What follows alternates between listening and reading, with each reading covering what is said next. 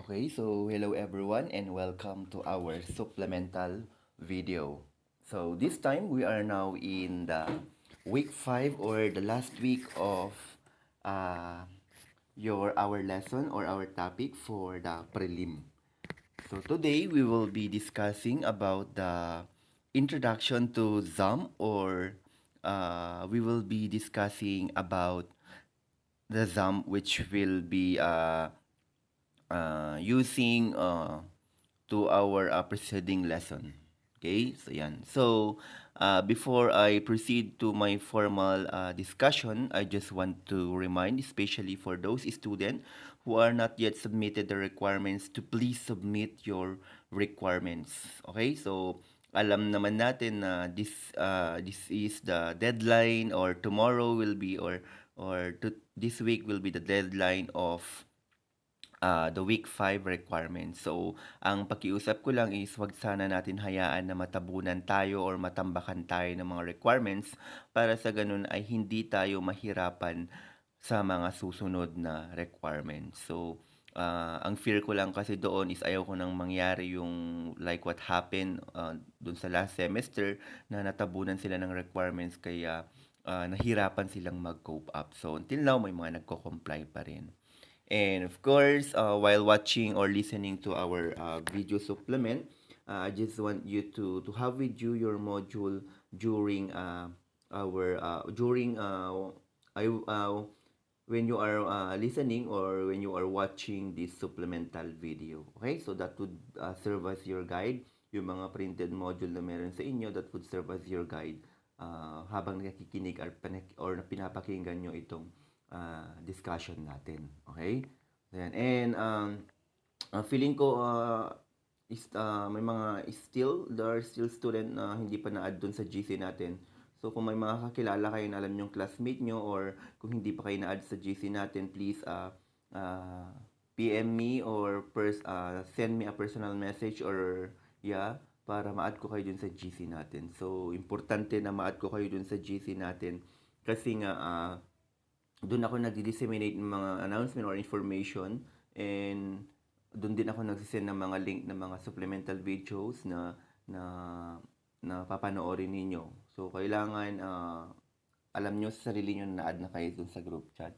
Kasi feeling ko may mga student pa na hindi na add dun sa GC natin.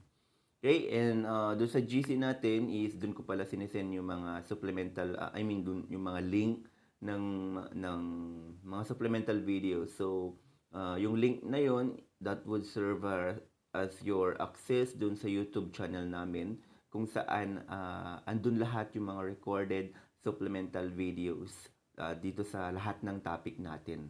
Okay, so kung may time kayo, kung wala kayong ginagawa or hindi kayo masyadong busy, sana panoorin niyo yung mga supplemental videos na yon or yan. Kasi yung mga supplemental videos na yon is would really helps you a lot to understand better yung mga printed module na meron sa inyo. So, kung wala naman tayong masyadong ginagawa, sana panoorin natin. Okay? So, para din lang naman sa inyo ito, kaya sana wag niyo naman sayangin yung chance na, or wag niyo naman sana sayangin yung effort namin kasi nakikita ko is konti pa lang yung mga viewers ng mga supplemental videos compared dun sa number of official enrolled sa subject na to. Okay, so yan. And uh, meron tayong Google Classroom pala na I created a Google Classroom kung saan in-upload ko din doon yung mga soft copy or mga materials na pwede yung gamitin sa module ninyo. I also uploaded there mga supplemental video regarding sa mga topic ninyo.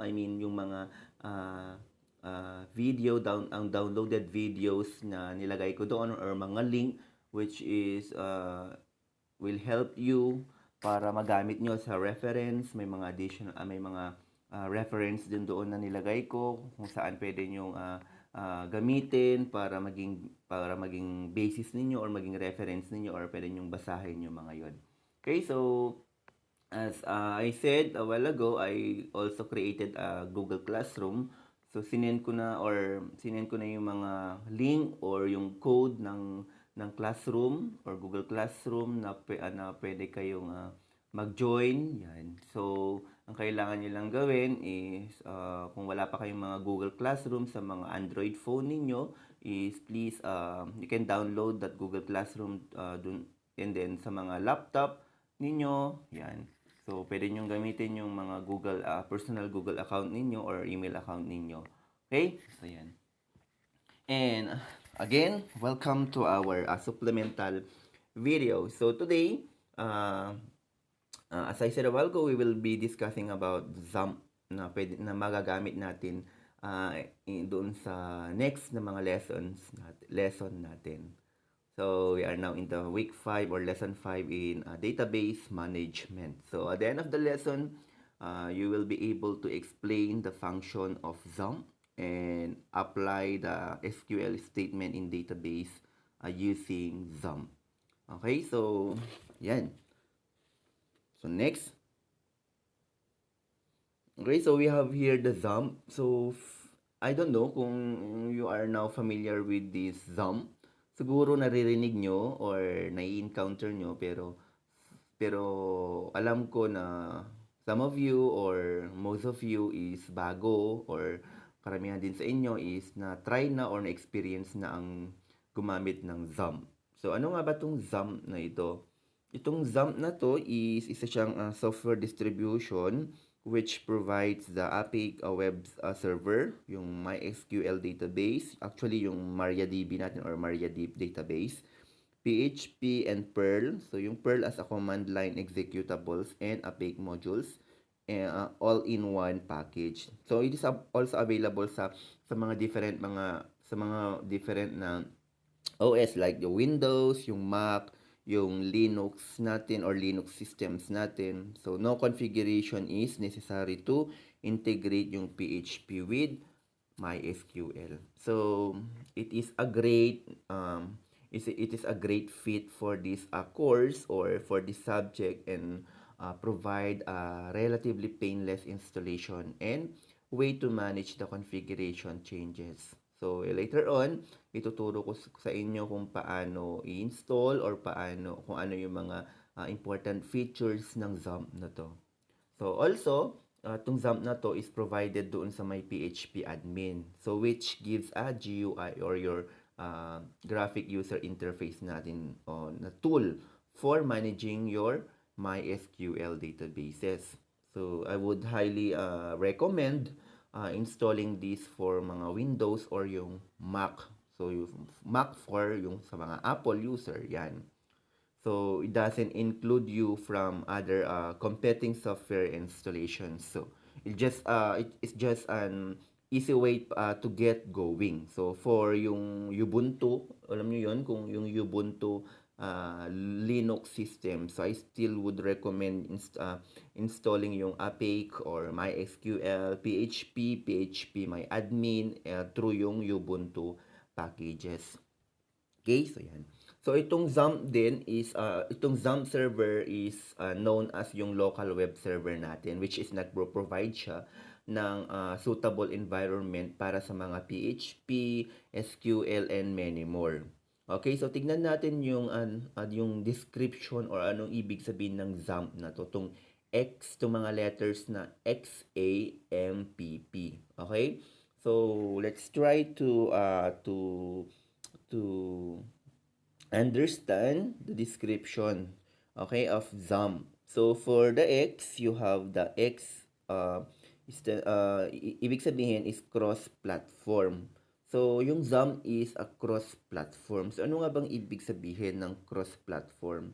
So ibig sabihin, it can be run on any computer machine. So pwede siya or pwede siyang mag-install dun sa kahit anong computer machine. Okay? And with any operating system or OS. So applicable siya sa lahat ng mga kung anong computer yan, kung anong brand. Kung maaari, mga Acer, mga HP, mga Lenovo, Samsung, Dell, yung mga yan. And of course, and with any operating system. Okay? So, pwede siya sa lahat, sa sinabi ko kanina, sa Windows, pwede sa Mac, sa mga Linux systems, yan. So, okay lang sa kanya yan.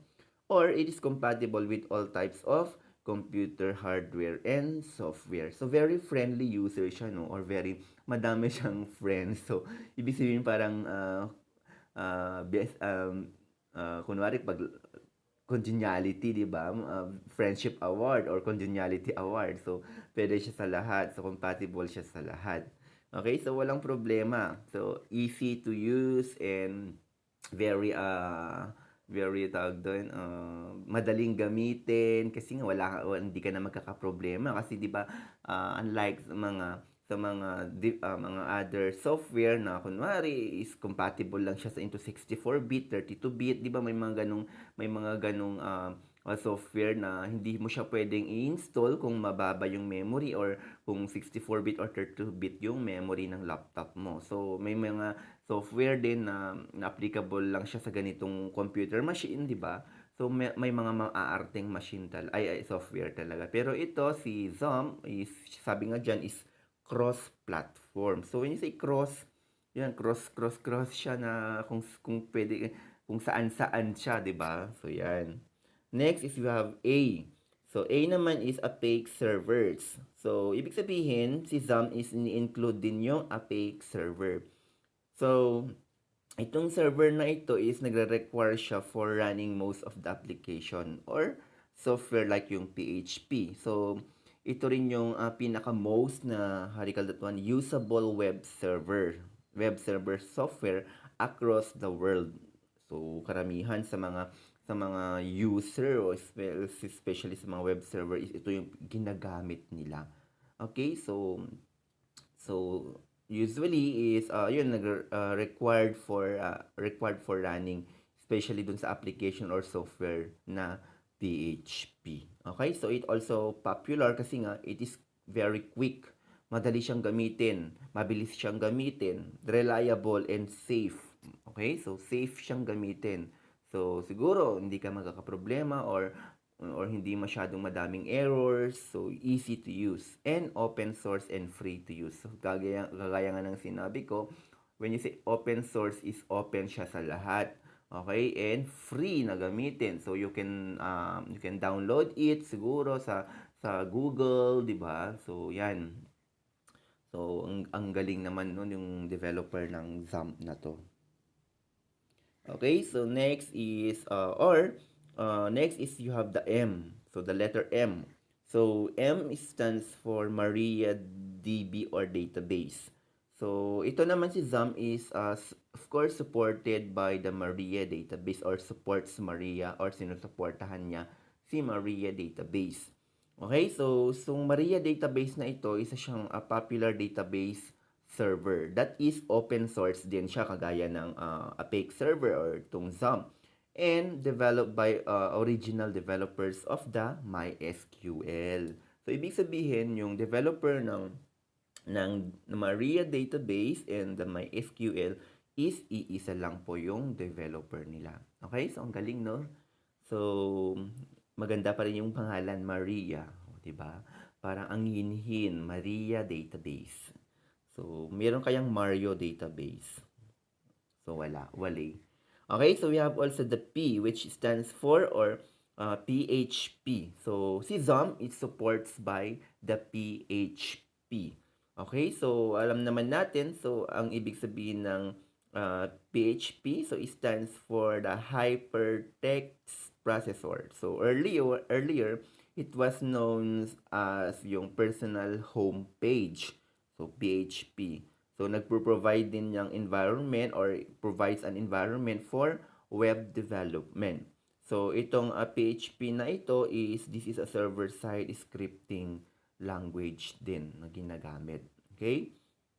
So, yan. So, next is we have the P ulit. So, we have Perl. So, Perl, di ba? So, Perl is XAMPP supports Perl. So, yung Perl stands for Practical Extraction and Reporting Language. So ito itong Perl na ito isa siyang high level general purpose programming language. Okay, so ginagamit ito sa pag-develop or pag-create or pagde-develop ng isang web application. So usually ito yung ginagamit, Perl. So yan, so it is used to develop or in developing a web applications. Okay? So yan. So next is so those are the description or ano ang ibig sabihin ng mga letters na meron dyan sa XAMPP na yan. Okay? So next is we have the what does the XAMPP server include? So anong meron dun sa XAMPP or ano yung mga included dun sa XAMPP na yan? So of course when you start the XAMPP server, may mga kikita kayong mga various stuff explained below. Yan. So yan yung usually na makikita ninyo. So you have the Apache, the MySQL, the FileZilla, the Mercury. Oh, hindi yung Mercury na ganun yan ha, na drugstore. So you have also the Tomcat, o parang Tom and Jerry lang no. So Tomcat. So yan, so those are the various stuff na makikita nyo dyan sa MySQL pag once na inopen yung server.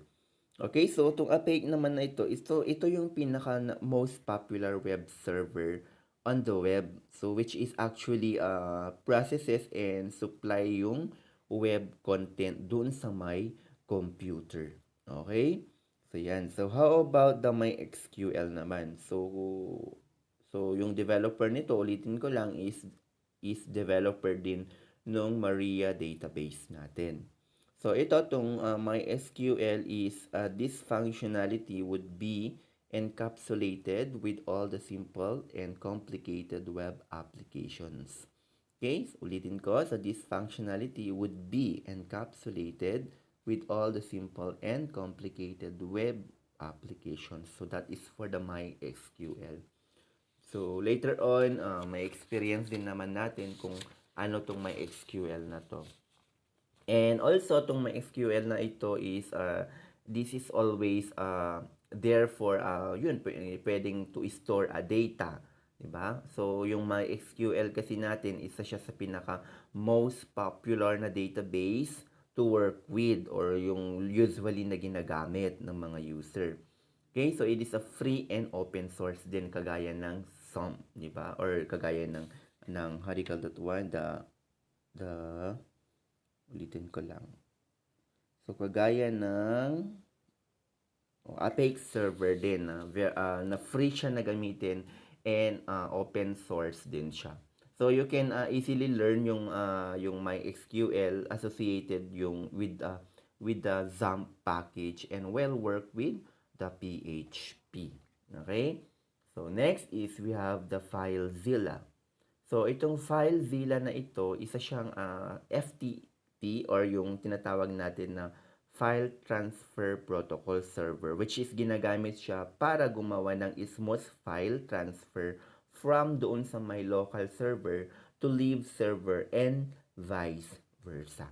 Okay? So yan. So that is for the FileZilla. How about Mercury? So another is we have the Mercury. So hindi ito yung drugstore na katabi ng Balo ha. So ito, itong Mercury na ito is isa siyang simple, very simple din lang siya and open source mail server din siya. Okay, so yan. Next is we have the Tomcat. So para siyang Tom and Jerry, no? So itong Tomcat na ito, isa siyang freeware Java servlet for serving the Java application. So, ito is ginagamit din sa Java application tong Tomcat na ito, which is, yun nga sabi dyan is freeware Java servlet for serving yung Java application na ginagamit natin. So, yung Apache and yung MySQL are, ito yung pinaka-best stuff sa lahat ng mga beginners or sa lahat ng mga first time nagagamit pa ng XAMPP or PHP applications. Though it is not enough to play around these two until you are working on the local host. Okay? So, yan. So, those are the stuff stuff, various stuff which will you can see doon sa may XAMPP application natin.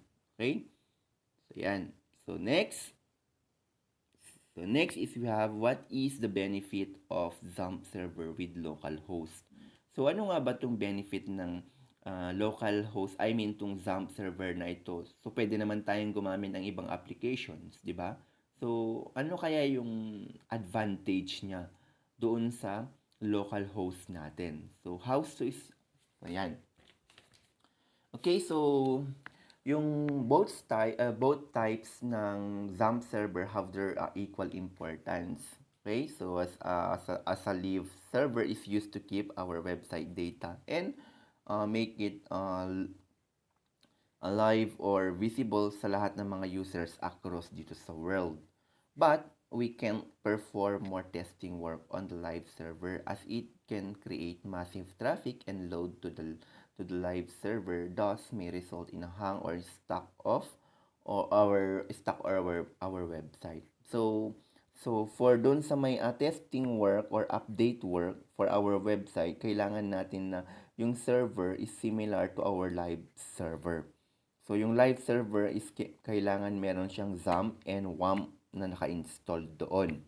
Okay? So, yung XAMPP, ito yung pinaka-best option for achieving this or for achieving yung yan, 'di ba? So, for testing work or yung pag-update sa lahat ng sa website natin, kailangan natin ng similar to our live server. Yan yung sinabi ko kanina, which is kailangan natin ng XAMPP or yung WAMP na naka-install doon sa may computer machine natin.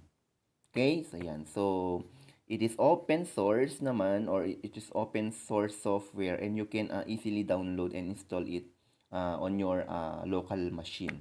So, once na na-install nyo na dyan sa may local machine nyo, then you can perform any number of tests or updations doon sa may website. Okay?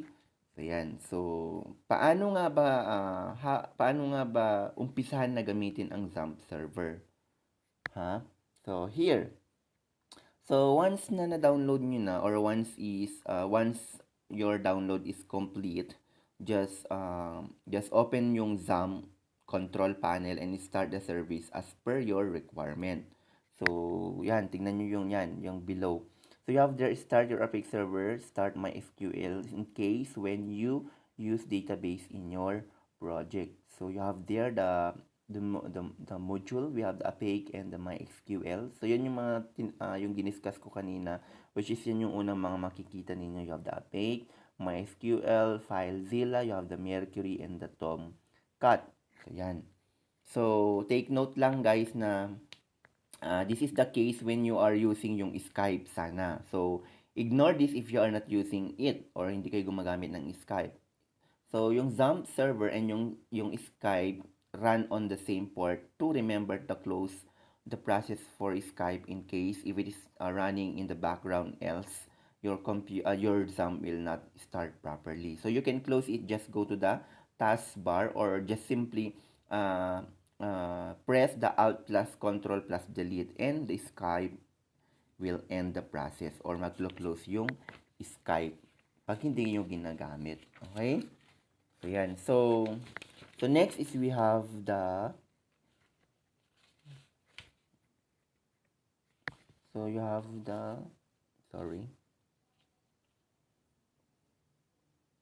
installation guide.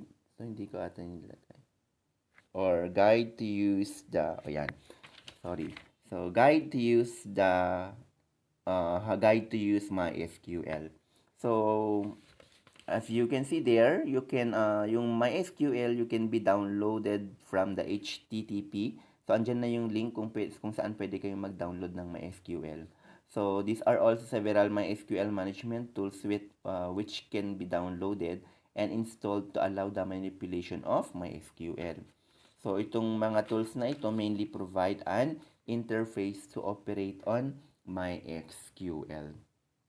So, itong mga tools na ito is, or many of these tools are free and provide an easy configuration of MySQL. So, with PHP, so example, XAMPP, WAMP server, yung APPS.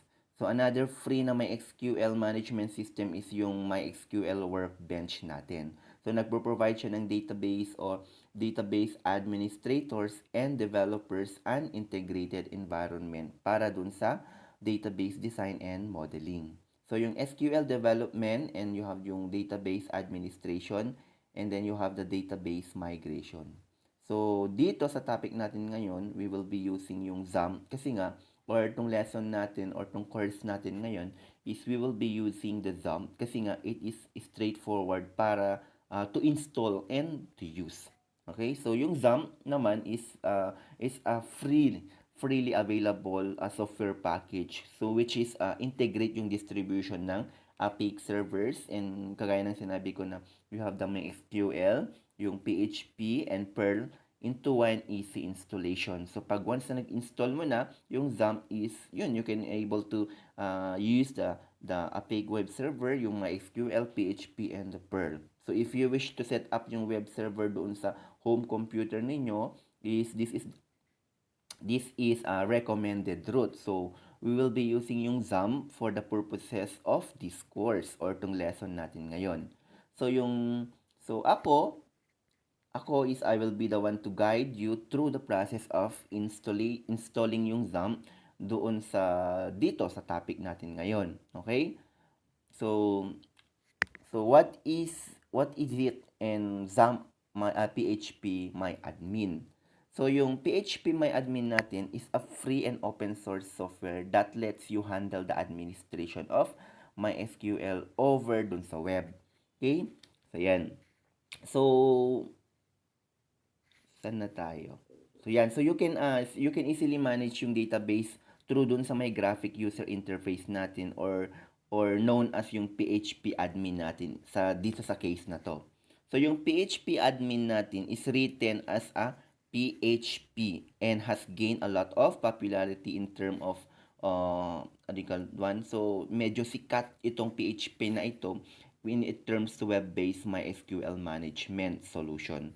So, yun, you can perform yung operations doon sa may SQL. So, via doon sa may PHP admin natin or PHP admin user interface while you still directly execute doon sa may SQL queries natin. So, it has and of course, it also let you carry out yung operation like yung sa pag-editing, yung pag-create or creating, yung dropping, yung amend MySQL database, so yung pag-alter ng mga fields, tables, indexes, or etc. na pwede nyong gawin doon. So, in fact, so which user should be given what privileges? So, you can manage that too. Diba? So, yung PHP admin has a huge multi-language community support.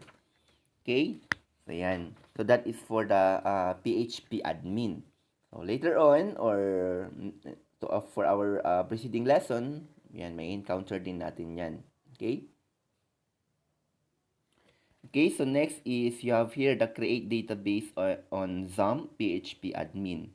Okay, so yan, so you will yung PHP admin natin is support a wide range of MySQL operation which makes yung working with a database easy and simple. So yun. So moreover, yung interactive user interface of the PHP admin is tinutulungan din tayo para ma-manage the queries pretty easily. So in order to pag-create tayo ng XAMPP MySQL database, kailangan natin na i-launch muna yung XAMPP. Okay? So, now, kailangan pumunta tayo sa http localhost.php admin. So, pag clinic natin yung database tab, now you can see yung option natin para makapag-create tayo ng database and input fields to enter the database name. So, write the database name and hit the create button. So, kung nakikita nyo dyan, yan. Create button yung may red dyan. Then you will see a success message or may mag-pop up dyan na success message in a while. So from the list of the table, you can view your database and you are free to use this database wherever you like with default setting. So by default, the name host name is yung local host. So MySQL user is root and have no password. Okay? So yan. So you have also here the uh, create tables using PHP admin. Okay? So next. Okay, so for the create tables using PHP admins, so yung table natin dyan is very important kasi yan. So it plays a vital role in the storage of the information or yung dynamic content natin. So on the XAMPP MySQL, nag-store siya ng information doon sa my table. So you can easily add tables doon sa MySQL natin using yung intuitive using yung PHP admin natin or yung PHP admin user interface. So, doon sa may PHP admin, i-click nyo lang yung structure tab. Okay, yun. And then, doon sa below the tables list at the bottom of the page, click yung create. Yan, yung create dyan. So, create new tables on database. So, wizard to get started. So, first, kailangan mag-add tayo ng table name and the total number of fields and hit the go button. So, itong way na ito will be launched to step-by-step wizards where you need to fill up yung mga kailangan na ma-fill upan or kailangan ma-inputan ng data. So, first off, name all the fields and select mo yung relevant type of every fields. Okay? So, yan. So, however, in order to choose the type, use yung type drop-down menu and fill a value for the length of each field. So, next assign is yung attribute. So, kailangan mag-assign tayo ng attribute sa lahat ng field niya. So, from the null drop-down menu, select yung null option, tapos yung define whether the specific field is a primary key or not. Okay? So, after that is, yung pinaka-last is, of course, select nyo na yung table type and collation method and click yung save button para matapos or para ma-finish na yung or ma-create na yung table process. Okay? Yan. So, very ganun lang naman siya. Easy to use. So, if you have laptop at home or computer, so pwede nyong i-download yun. Pwede kayong mag-download. And, or kung natamad kayong mag-download, pwede nyong hingiin sa akin yung installer niya para sa ganun ay ma-review nyo yung features ng XAMPP or PHP admin para hindi kayo mahirapan. Okay? So, yan. So, next is we have set password to PHP admin on XAMPP. So, if you want to set a password, you can follow the following steps. So, very easy lang naman siya. So, first is start the XAMPP server by clicking yung start button parallel to MySQL and API servers like yung shown below. So, yung parallel to MySQL in actions column, so i-click nyo lang yung admin button. And this will open a page whose URL will be localhost or yung PHP admin. So, however, you can directly open this page simply by entering this URL in the browser. So, yan. Papakita ko sa inyo mamaya kung paano. Yan. Okay? So, balik tayo. So, on this page, click on the user account option on the top of the page. Yan, user account. So, user account, yan. Edit privilege, yan. Then, next is, now press the edit privilege under actions option for the user, root and host name and local host. Then now choose the third tab, change password and type your password in the provided field and type the password to confirm it. And finally, click on go key to conclude the process. So, yan. So, makikita nyo dyan, yan. So, edit privilege. Then, pag na-open nyo na, meron dyan yung, i-enter nyo na yung password. Then, i-confirm nyo yung password. And then, after that, is meron kayo makikitang go button. Then, click nyo lang yun. And then, tapos na siya. And then, now you're done. Okay? So, yan. Okay, so, yan. So, I think that's it. That is for today. So, that is on how to start, or for the beginner, that is on how to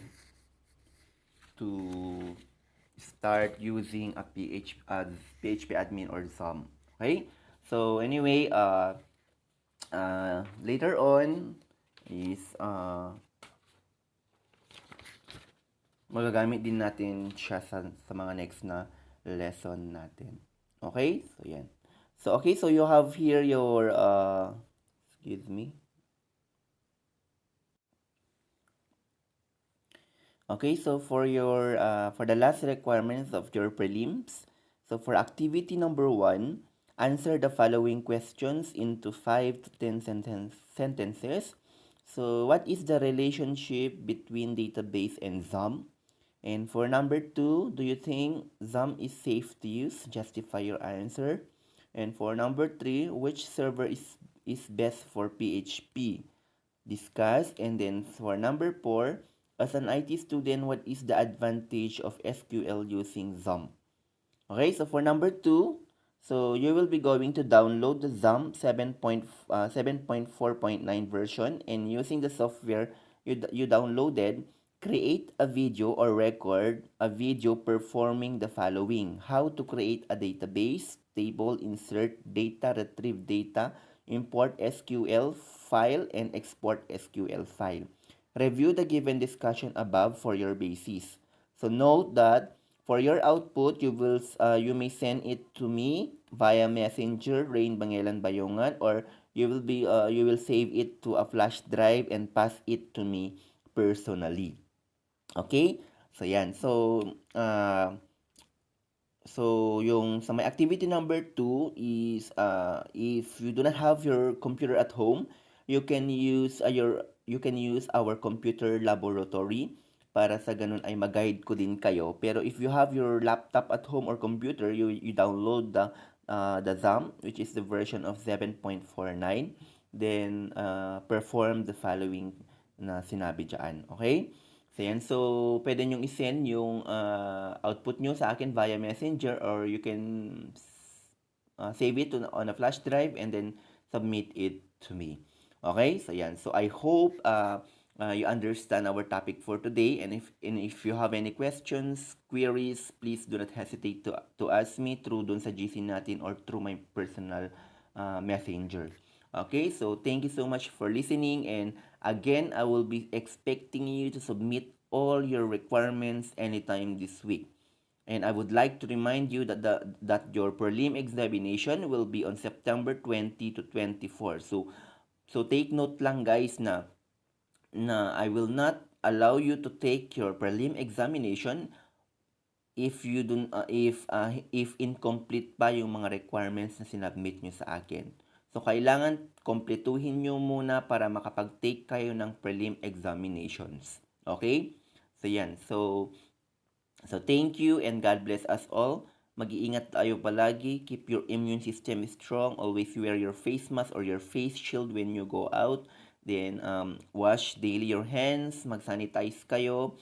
Then, maintain social distancing in a crowded place. And then, kumain kayo ng mga masustansyang pagkain. Okay? So, thank you and God bless us all. Thank you so much for listening, and I hope na hindi kayo magsawa, and thank you so much.